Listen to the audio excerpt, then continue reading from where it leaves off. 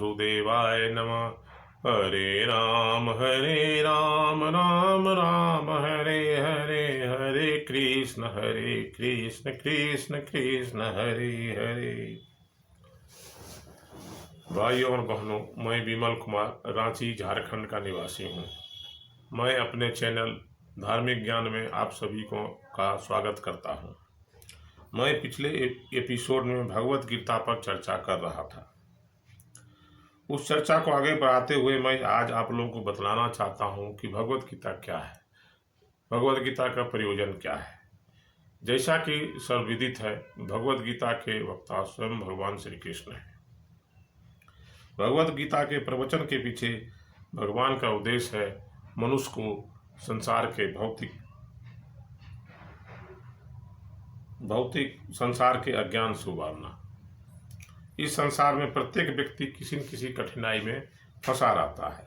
जब तक हमारा जीवन है, हम नित्य नए नए कठिनाइयों से जूझते रहते हैं। इसी प्रकार अर्जुन भी कुरुक्षेत्र के युद्ध में कठिनाइयों में फंस गया था। अर्जुन सज धज कर युद्ध क्षेत्र में पहुंचा था युद्ध करने के लिए, और जब उसे यह भान हुआ कि उसके विरुद्ध में सब उसके बंधु बांधव ही लड़ने के लिए खड़े हैं, तो वह मोह से ग्रसित हो गया और कर्तव्य से विमुख हो गया। ऐसे में अर्जुन ने भगवान श्री कृष्ण की शरण ली और भगवान ने उसे भगवत गीता का प्रवचन दिया।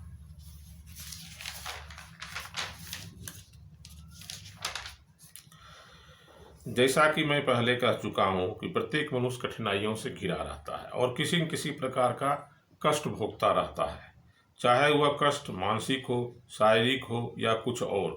परंतु कष्ट भोगने वाले अनेक मनुष्यों में कुछ ही ऐसे हैं जो इस बात पर सम्यक विचार करते हैं कि वे क्या हैं, वे क्यों इस विषम परिस्थिति में डाल दिए गए हैं।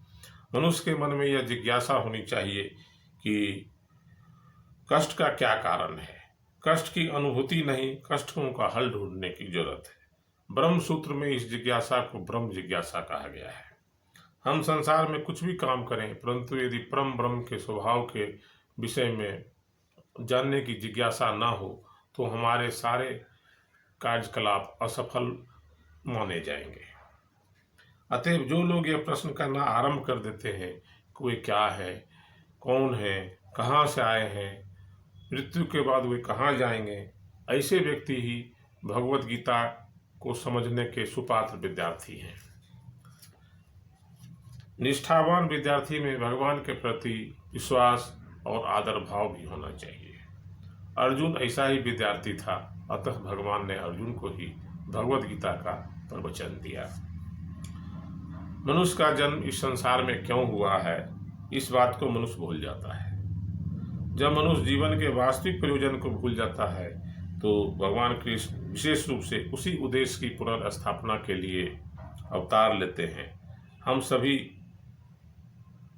अविद्या रूपी अंधकार में डूबे हुए हैं, अतः उस अंधकार से हमें बाहर निकालने के लिए कृपालु भगवान ने भगवत गीता का प्रवचन दिया, और इसके लिए उन्होंने अपने प्रिय मित्र अर्जुन को अपना साधन बनाया। भगवत गीता के प्रवचन के पीछे भगवान का उद्देश्य है मानव मात्र को अज्ञानता के अंधकार से बाहर निकालना। अर्जुन भगवान कृष्ण का पार्षद था, इस नाते वह अज्ञान, मायामोह अर्थात अविद्या आदि से मुक्त था। परंतु भगवान ने अपने कार्य सिद्धि के लिए कुरुक्षेत्र के युद्ध में उसे अज्ञान में डाल दिया, ताकि वह जीवन के समस्याओं आदि पर प्रश्न करे और भगवान कृष्ण उनकी व्याख्या भावी पीढ़ियों के मनुष्य के लाभ के लिए कर दें और जीवन की योजना का निर्धारण कर दें। तब मनुष्य तदनुसार कार्य कर पाएगा और जीवन के उद्देश्य को पूर्ण कर लेगा। भगवान का यही उद्देश्य था भगवत गीता के प्रवचन के पीछे। भगवत गीता से हमें सीखना चाहिए कि ईश्वर क्या है, जीव क्या है, प्रकृति क्या है, दृश्य जगत क्या है, यह काल द्वारा किस प्रकार नियंत्रित किया जाता है और जीवों के कार्यकलाप क्या हैं। ये सभी भगवत गीता के 5 मूलभूत विषय हैं। भगवत गीता के इन 5 मूलभूत विषयों में से इसकी स्थापना की गई है कि भगवान अथवा कृष्ण अथवा ब्रह्म या परमात्मा अथवा परम नियंता, आप जो चाहे कह लें, सबसे श्रेष्ठ है। जीव गुण में परम नियंता के ही समान है। ईश्वर का अर्थ नियंता है और जीवों का अर्थ है नियंत्रित। हम सभी भगवान के द्वारा नियंत्रित हैं। भगवद गीता के विभिन्न अध्यायों में यह बताया जाएगा कि भगवान प्रकृति के समस्त कार्यों के ऊपर नियंत्रण रखते हैं। भौतिक प्रकृति जो है वो स्वतंत्र नहीं है, वह परमेश्वर के निर्देशन में कार्य करती है। भगवान कृष्ण कहते हैं, मयाध्यक्षेन प्रकृति सुयितेषु चराचरम, अर्थात भौतिक प्रकृति मेरे निर्देशन में कार्य करती है। यहाँ पर हम मनुष्यों के मन में एक प्रश्न उठता है कि हम सारे कार्यों को तो अपने से करते हैं। हम पढ़ते हैं, लिखते हैं, विभिन्न तरह के रोजगार करते हैं, खेती करते हैं, उद्योग करते हैं, व्यापार करते हैं, वैज्ञानिक तरह तरह के आविष्कार करते हैं। तो इस पर परम नियंता अर्थात ईश्वर का हम पर कहाँ नियंत्रण है? यही पर हम भूल करते हैं। परम नियंता को समझने में हम यहाँ पर भूल कर रहे हैं।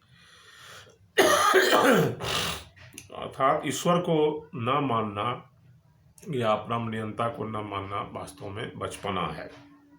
उदाहरण स्वरूप हम हवाई जहाज या वायुयान का उदाहरण ले लें। एक बालक यदि वायुयान को देखता है तो उसके मन में यह प्रश्न उठ सकता है कि यह स्वतः चालित है, परंतु एक अभिज्ञ मनुष्य यह जानता है कि यह मशीनों के इसके अभियांत्रिक व्यवस्था क्या है और वह किस ढंग से चालित होता है। वह जानता है कि यह चालक के द्वारा चालित होता है। इसी प्रकार भगवान अथवा परमेश्वर वह चालक है जिसके निर्देशन में सब कार्य हो रहा है। भगवद गीता के अध्यायों की व्याख्या के दौरान हम देखेंगे कि भगवान ने जीवों को अपने अंश के रूप में स्वीकार किया है। जैसे सोने का एक कण भी सोना ही है, चांदी का एक कण चांदी ही है, उसी प्रकार हम जीव भी परम नियंता भगवान श्री कृष्ण के अंश होने के कारण सूक्ष्म मात्रा में परमेश्वर के सभी गुणों से युक्त होते हैं। हम देख रहे हैं कि मनुष्य आज प्रकृति पर नियंत्रण करने का प्रयास कर रहा है, अंतरिक्ष ग्रहों आदि पर जा रहा है और उन्हें अपने वश में करना चाह रहा है। तो मनुष्य में यह गुण कहाँ से चला आया? मनुष्य में जो नियंत्रण करने की प्रवृत्ति आ गई वह कहाँ से आई? अतः यह असल में ईश्वर से आई, क्योंकि हम ईश्वर के ही सूक्ष्म अंश है। फिर भी हम यह जान लें कि हम परम नियंता नहीं हैं। भगवद गीता में इसकी व्याख्या भी की गई है। भगवद गीता में ईश्वर और प्रकृति, काल तथा कर्म, इन सब की व्याख्या हुई है। इन पांचों में ईश्वर, जीव, प्रकृति तथा काल शाश्वत है। प्रकृति की अभिव्यक्ति अस्थायी हो सकती है, परंतु यह मिथ्या नहीं है। कुछ दार्शनिकों का विचार है कि प्रकृति की अभिव्यक्ति मिथ्या है, लेकिन भगवद गीता या वैष्णवों के दर्शन के अनुसार ऐसा नहीं है। जगत की अभिव्यक्ति को मिथ्या नहीं कहा जा सकता, इसे वास्तविक किंतु अस्थायी माना जाता है। जगत में हम हैं, आप हैं, विभिन्न तरह की चीज़ों को देखते हैं, तो यह मिथ्या कैसे हो सकती है? यह मिथ्या नहीं है, यह अस्थायी है, आज है कल नहीं रहेगा। यह भौतिक अभिव्यक्ति एक निश्चित अंतराल में होती है, कुछ काल तक ठहरती है और फिर विलुप्त हो जाती है। प्रकृति इस रूप में कार्यशील है, लेकिन यह चक्र निरंतर चलता रहता है। अतः प्रकृति शाश्वत है, मिथ्या नहीं। दूसरी ओर कर्म शाश्वत नहीं है, क्योंकि कर्मों के फल को हम बदल सकते हैं। भगवद गीता में इसका भी वर्णन हुआ है। अगले एपिसोड से भगवद गीता के श्लोकों की व्याख्या मैं आप लोगों के सामने प्रस्तुत करूंगा।